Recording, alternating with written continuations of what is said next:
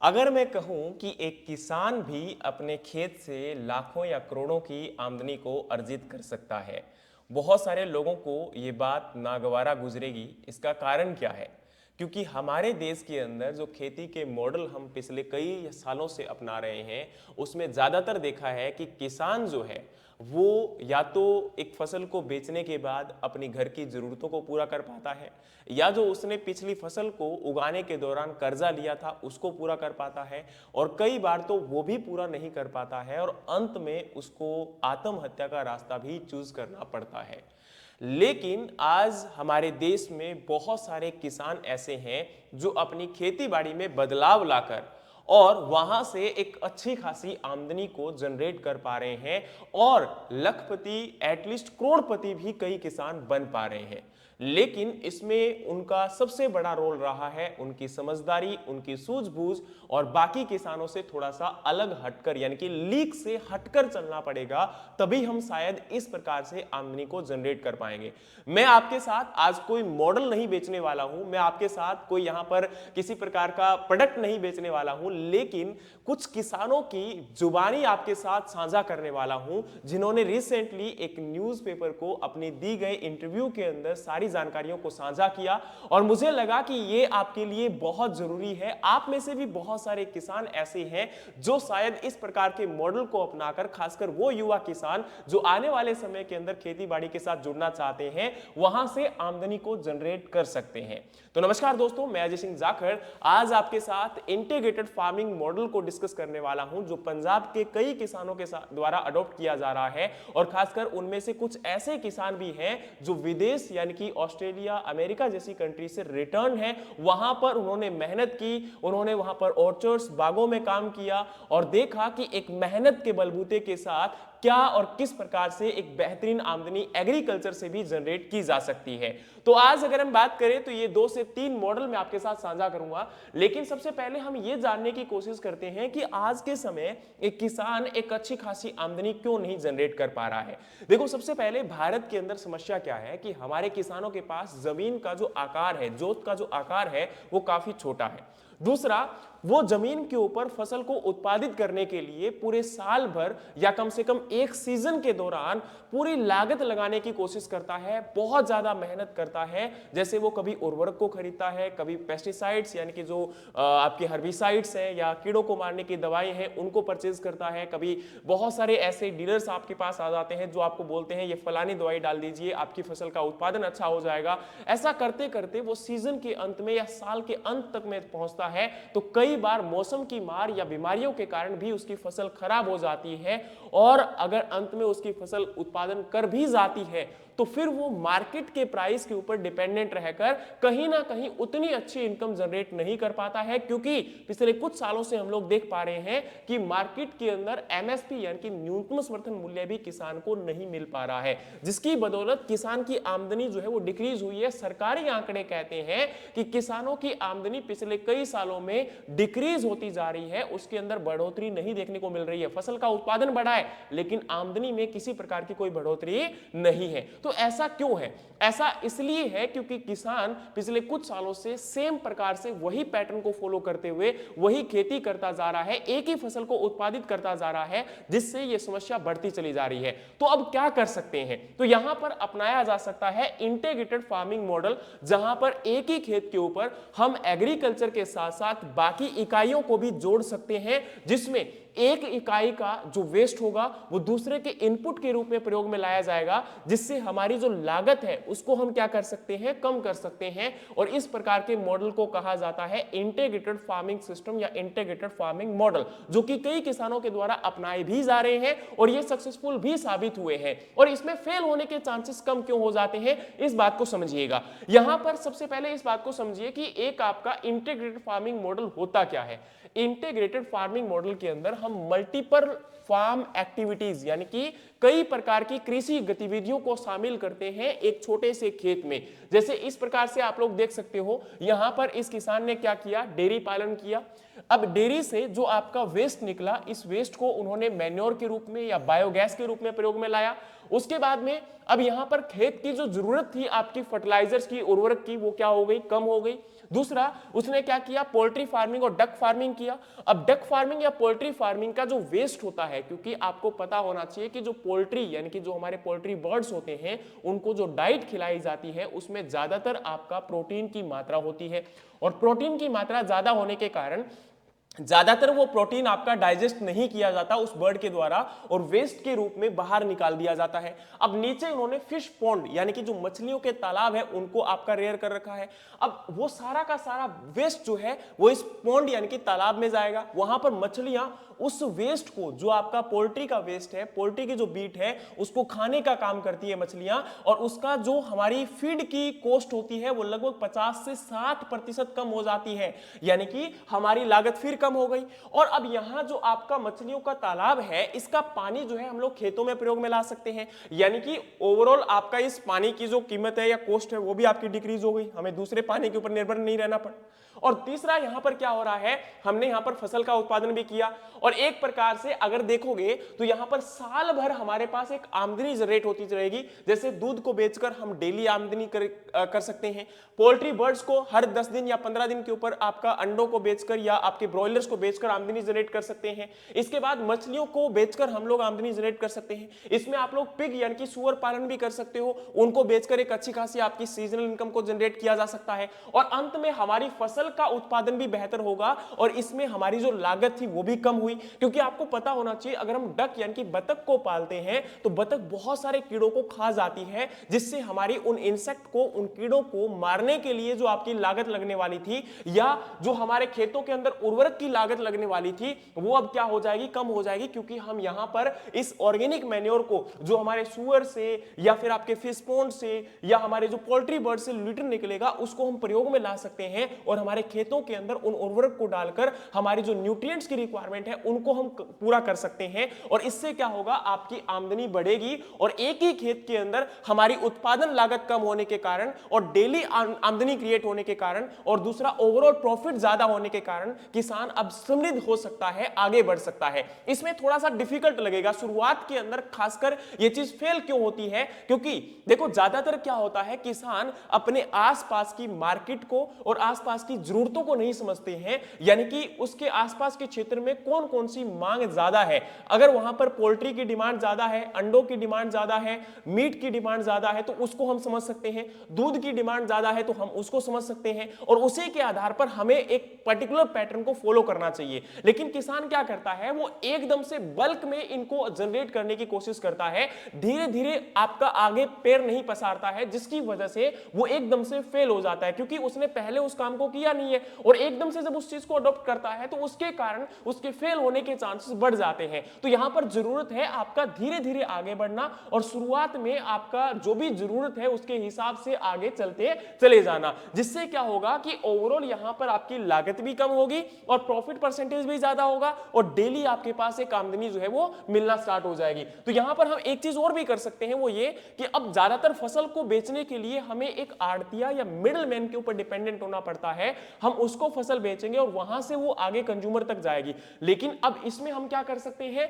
हम उन लोगों को ढूंढ सकते हैं जिनको इसकी जरूरत है, तो डेली नीड पर हम डायरेक्टली कंज्यूमर तक पहुंचा सकते हैं अपने उत्पाद को और जो आपका लाभ प्रतिशत है उसको भी यहां पर बढ़ाया जा सकता है। तो एक प्रकार से यहां पर क्या करना होगा, किसान को ना कि केवल अपने प्रोडक्ट को उगाना होगा, डेवलप करना होगा, प्रोड्यूस करना होगा, बल्कि उसको मार्केट के भी नए आयाम को समझना पड़ेगा, उनको सोचना पड़ेगा और उसके आधार पर ही आगे बढ़ना होगा, तभी हम बेहतरीन आमदनी वहां से जनरेट कर पाएंगे। अगर हम इस बात को समझ गए तो मुझे लगता है कि ज्यादातर आपके किसान जो हैं वो एक अच्छी खासी इनकम जनरेट कर सकते हैं। लेकिन फिर वही बात है कि एक अच्छी समझ, एक अच्छी सूझबूझ और बेहतरीन तकनीक के साथ प्रयोग में लाते हुए ही इसका आपका जो है हम लोग इसमें सक्सेसफुल या एक सक्सेस हासिल कर सकते हैं। इसमें मशीनरीज वगैरह की या लेबर पे डिपेंडेंसी भी हमारी थोड़ी सी ज्यादा रह सकती है या फिर हम उनको जरूरतों को धीरे धीरे कम कर सकते हैं, लेकिन शुरुआत में उस चीज को हमें समझना पड़ेगा। इसके बाद में नेक्स्ट आपका बारी आती है जी, यहां पर कौन कौन से किसान हैं जिन्होंने इस प्रकार की प्रैक्टिसेस को अडॉप्ट किया। तो देखो, एक तो यहां पर क्या कहा कि हम लोग सिंगल क्रॉपिंग सिस्टम से आपका इनकम स्टेबिलिटी की तरफ बढ़ सकते हैं। इंटीग्रेटेड फार्मिंग, जहां पर हमारे पास कंटीन्यूअस कैश फ्लो रहेगा, रिस्क आपका कम हो जाएगा। जैसे आप मान के चलिए एक फसल में किसी प्रकार की बीमारी आ गई और बीमारी आने के कारण क्या हो गया, पूरी फसल आपकी खराब हो गई, या फिर मान के चलिए बारिश आ गई, बहुत ज्यादा आपकी ओलावृष्टि हो गई, फसलें खराब हो जाएंगी।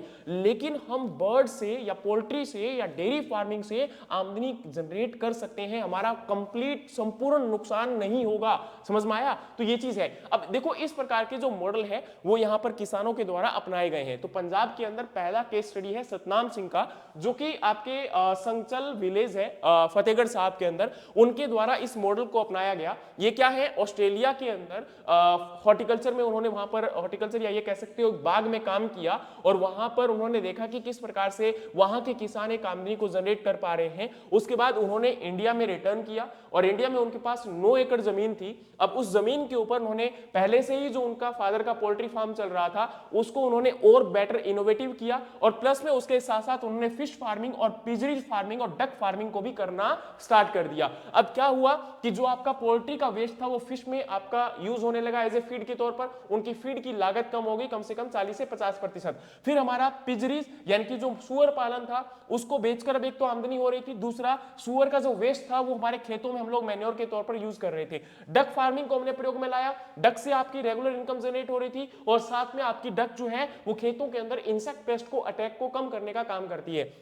फिर बारी आती है जी recycle poultry litter and fish feed, no external feed cost, यानी कि अब यहां पर हमारी जो लागत थी आपके मछलियों को पालने की वो लगभग कम हो चुकी है। इसके साथ साथ खेतों के अंदर हमारी उर्वरक की जो जरूरत थी वो आपकी लगभग कम हो चुकी है, यानी कि हमारी बाहरी लागत कम हो चुकी है, केमिकल्स का प्रयोग कम हो चुका है, और आपकी एनवायरमेंट और इको सस्टेनेबिलिटी जो है वो बढ़ चुकी है। और इससे क्या होगा, आपका जो खुद का स्वास्थ्य होगा वो भी बेहतर होगा, और हमारी मृदा का, पर्यावरण का, हवा का और आपका जल का स्वास्थ्य भी बेहतर होगा। और साथ में sell directly to consumer, increase the margin. अब इन्होंने क्या किया, आपका डायरेक्टली कंज्यूमर तक ये प्रोडक्ट पहुंचाने की कोशिश की और वहां से आमदनी को बढ़ाने की कोशिश की। और ये इनके खुद के बयान है, किसी दूसरे इंसान के नहीं है, कि ऐसा नहीं कि किसी ने इनको स्टडी किया और फिर उनके बारे में बोल दिया।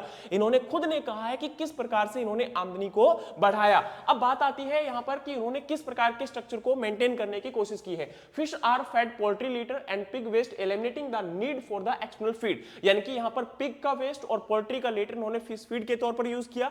फिर बाद में क्या हुआ कि वहां से आपका इस पानी को खेतों में डाला गया, क्योंकि उस पानी के अंदर भी बहुत सारी मैन्योर और आपका जो है एक प्रकार से जो न्यूट्रिएंट्स ऐड होने के कारण अब इसकी जो एक प्रकार से क्वालिटी है वो बढ़ चुकी है। और इस पानी को अगर हम खेतों में प्रयोग में लाएंगे तो यहां से हमारी उर्वरक की जरूरत कम हो जाएगी, और साथ में आपकी मशीनरीज की आवश्यकता नहीं है। तो इससे क्या हुआ, आपका जो कैपिटल कॉस्ट है वो लागत कम हो गई और रिस्क का खतरा भी कम हो गया। और साथ में product is directly sold to customer, जिसकी वजह से प्रॉफिट मार्जिन आपका बढ़ रहा है और यहां पर किसी भी मिडलमैन की आवश्यकता नहीं है, और साथ में एक आपका कस्टमर बेस भी आपका बढ़ता चला जाता है। समझ में आया? अब सोचकर देखिए कि जो अडानीज हैं, अंबानीज हैं, क्या ये लोग कभी खुद खेती करते हुए दिखते हैं? नहीं। ये क्या करते हैं, किसानों से ही उत्पाद को खरीदते हैं, या ये कह सकते हो जो आपके मंडियों से उत्पादों को परचेज किया जाता है, फिर बड़े बड़े स्टोर हाउस में उनको स्टोर करते हैं, और उसके बाद आपके जो इजी डे, रिलायंस मॉल, जहां पर जाकर आप लोग परचेज करते हो, तो वो कहां से आया? कोई खुद थोड़ा ना उगाया कि अंबानी जी खेत में कस्सी लेकर चले गए थे, जी लो हमने उगा दिया। नहीं, उन्होंने अब आप जैसे किसानों से ही इन प्रोडक्ट को परचेज किया है और आपके खेतों से वहां तक लेकर गए हैं, और वहां पर सोचकर देखिए कि पैकिंग कर कर जस्ट उस उत्पाद से एक बहुत महंगा आपका प्रोडक्ट बेचकर उसको मार्जिन जो है वो कमा रहे हैं, लाभ कमा रहे हैं। अब इतने बड़े बड़े स्टोर भी रन कर रहे हैं, वहां पर लोगों की सैलरी भी दे रहे हैं, लेकिन इनके अंदर एक काबिलियत है, वो ये रिस्क लेने की कैपेबिलिटी, मैनेजमेंट करने की कैपेबिलिटी। ऐसा नहीं है कि हर स्टोर पर जाकर खुद अंबानी जी या अडानी जी विजिट करते हैं, कभी नहीं करते हैं ये लोग अपने अंडर में उन लोगों को रखते हैं, उन लोगों को एक सैलरी पे करते हैं जहां से वो एक हायर इनकम को जनरेट कर सके। तो यही मॉडल हमें भी अपनाने होंगे। हमें जरूरी नहीं है कि लोगों को हायर करना होगा, हमें कम से कम अपने ऊपर तो आश्रित हो जाएं। हम आसपास के लोगों के साथ तो अपना एक बेहतर कस्टमर बेस बना ले, लेकिन हम तो ये देखना ही नहीं चाहते हैं। हम केवल फेलियर परसेंटेज को ज्यादा देखते हैं, हम हमारा परसेंटेज जो यहां पर लाभ का हो सकता है, प्रॉफिट का हो सकता है, उनको नहीं देखना चाहते हैं। यही सबसे बड़ी समस्या है कि हम लोग क्या कर रहे हैं, लैग कर रहे हैं। तो अब इन्होंने जो है अगर इनकम की बात करें तो 1500 डक यानी कि बतखे, 100 पिग और इसके साथ साथ 8000 फिश को पालना स्टार्ट किया था। और आज प्रेजेंट टाइम में इतने जो बर्ड्स हैं उनको या इतने एनिमल्स को वो ये मैनेज कर रहे हैं। और इसके अलावा लगभग आपका 2.5 से 3 लाख रुपए प्रति एकड़ पर ईयर जो है जनरेट कर पा रहे हैं। Poultry unit profit varies with पर बर्ड। अब यहां पर अगर हम बात करें तो हर एक बर्ड से लगभग 6 से 7 रुपए प्रति बर्ड ये कमा रहे हैं। ब्रॉयलर से लगभग 4 4 से 5 बर्ड आपका पर बर्ड जो है इन्होंने इनकम जनरेट कर रहे हैं। फिशरीज फार्मिंग की बात करें तो लगभग आपका इन्वेस्टमेंट इन्होंने जितना किया था उससे ज्यादा इनका प्रॉफिट परसेंट हो चुका है और 100 पिक्स जो है इन्होंने रेज किए थे 20 से 22 लाख रुपए एनुअल टर्नओवर के साथ इन्होंने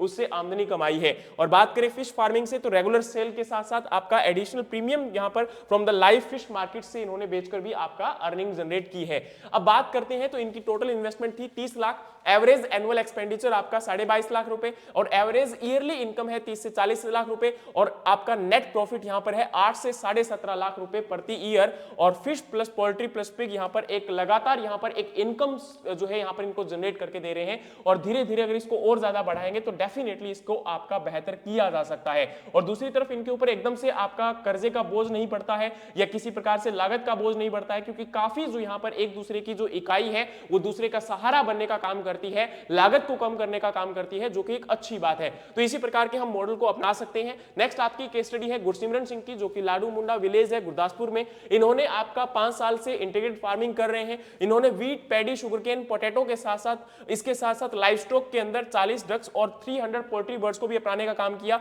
इसके साथ इन्होंने फिश में रोहू, कटला और ग्रास कार्प को भी आपका रेयर करना स्टार्ट कर दिया, जिससे वही मॉडल सेम आपका एक प्रकार से इंटीग्रेशन में आया और उसके साथ साथ इन्होंने क्या किया, इनकम जनरेट करना स्टार्ट किया। अब कैनाल वाटर को जो है यूज करते हैं आपके डक्स और पोल्ट्री के साथ साथ आपकी फिशरीज। यहां पर अब क्या होगा, कैनाल वाटर आपका प्रयोग में लाया जाएगा तो उसके अंदर पॉन्ड को फिल किया जाएगा। फिर उस पॉन्ड के अंदर जब हम मैन्योर को यूज करते हैं या फिश को रेयर करते हैं तो वहां पर आपका उस वाटर की क्वालिटी बढ़ती है, उस पानी को यूज किया जाता है आपके यहाँ पर खेतों के अंदर और साथ में यहाँ पर फिश की फीड की जो कॉस्ट आपकी जीरो हो चुकी है, इरिगेशन जो आपकी बचत हो चुकी है क्योंकि पॉन्ड वाटर को क्रॉप्स के लिए यूज किया जा रहा है। डक्स की बात करें यानी कि बतख जो है वो वाटर को क्लीन अप करती है, ऑक्सीडेशन करती है फिश के लिए और उसके साथ साथ यहाँ पर हमारी जो उसको मैनेज करने की कॉस्ट है वो भी क्या हो रही है, कम हो रही है। रिजल्ट आपका है switch to integrated farming model in 2020-21 में उन्होंने इस मॉडल को अपनाया था।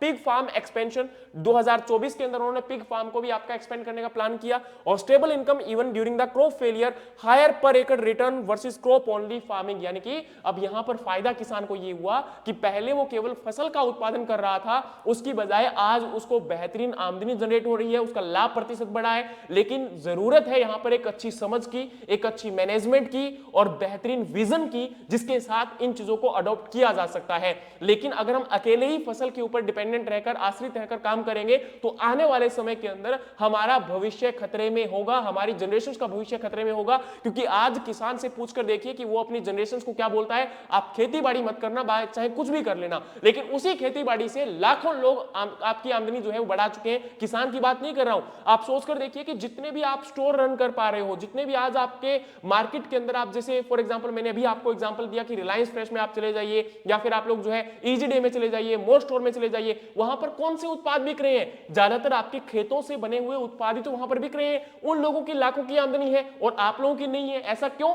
क्योंकि यहां पर हमारे पास एक बेहतरीन मॉडल नहीं है, हम यहां पर एक कस्टमर बेस नहीं बना पा रहे हैं, हम मार्केट नहीं बना पा रहे, हमारे पास मार्केटिंग की स्ट्रेटजी नहीं है और यही एक कारण है कि हम लोग यहां पर आज फेल होते दिख रहे हैं। ठीक है, तो जरूरत है एक अच्छी खासी यहां पर आपका जो है बेहतर अप्रोच की और बेहतर समझ की। अब देखो इनके द्वारा फिश पॉन्ड से लगभग 6 से 7 लाख प्रति एकड़ प्रति ईयर इनकम जनरेट की जा रही है। पोल्ट्री बैचेस के द्वारा लगभग 1.5 से 2 लाख रुपए पर बैच से और पिजरीज के अंदर 1.5 लाख रुपए पर 100 पिग्स जो है एनुअली इनका प्रॉफिट मार्जिन देखने को मिल रहा है। और बात करें better return through the continuous production cycle, यानी कि लगातार आपका कमाई का साधन भी यहां पर बनता जा रहा है और एक रेगुलर इनकम यहां पर इनके हाथ में देखने को मिल रही है, जो कि एक अच्छी बात है। तो बात करते हैं ये मॉडल क्यों यहां पर बेहतर है। तो देखो सबसे पहले मैंने आपको कहा कि इसमें सभी इकाइयां एक दूसरे का सहारा बनती है, आपकी लागत कम होती है, ओवरऑल प्रॉफिट परसेंटेज आपका बढ़ता है। इसके अंदर एक सही समझ के साथ और बेहतरीन मैनेजमेंट मॉडल के साथ अगर आगे बढ़ा जाए और आसपास में मार्केट की डिमांड क्या है उनको देखा जाए और एक कंज्यूमर बेस को धीरे धीरे क्रिएट किया जाए, तो इस मॉडल के तहत आगे बढ़कर एक किसान एक अच्छी खासी आमदनी जनरेट कर सकता है। लेकिन फिर यहां पर बार बार बोलता हूं कि इसमें एक रिस्क लेने की कैपेबिलिटी होनी चाहिए, अपने अंदर बदलाव की एक कैपेबिलिटी होनी चाहिए, तभी पॉसिबल हो पाएगा। अदरवाइज हम वहीं पर स्टेगनेंट रहकर और दूसरे लोगों की तरह ही, जैसे बाकी किसान या पीछे हमारे पूर्वज जो है एक प्रकार से खेती करते हुए उससे कोई आपका इतना बड़ा लाभ नहीं जनरेट कर पाए, उसी स्थिति में हम लोग भी आगे बढ़ते चले जाएंगे और एक बेहतरीन इनकम मॉडल आपका जनरेट नहीं कर पाएंगे। जरूरत है आज बदलाव की और समय के साथ जो बदलाव कर पाता है मुझे लगता है कि एक अच्छी और बेहतरीन आमदनी जनरेट कर सकता है। 2026 आने वाला है। उम्मीद है कि ये आपके लिए अच्छा जाए और इसी उम्मीद के साथ कि आने वाला साल आपके लिए बेहतर हो, एक बेहतर आपकी आमदनी जनरेट कर पाए और आपकी आने वाली जनरेशन उससे सुधर पाए, उसी की उम्मीद के साथ आज के सेशन को हम लोग एंड करेंगे। लेकिन इसी प्रकार के और इंपॉर्टेंट एग्रीकल्चर टॉपिक्स के लिए हमें फॉलो कर लीजिएगा। मिलते हैं नेक्स्ट वीडियोस में, तब तक के लिए जय हिंद, जय भारत।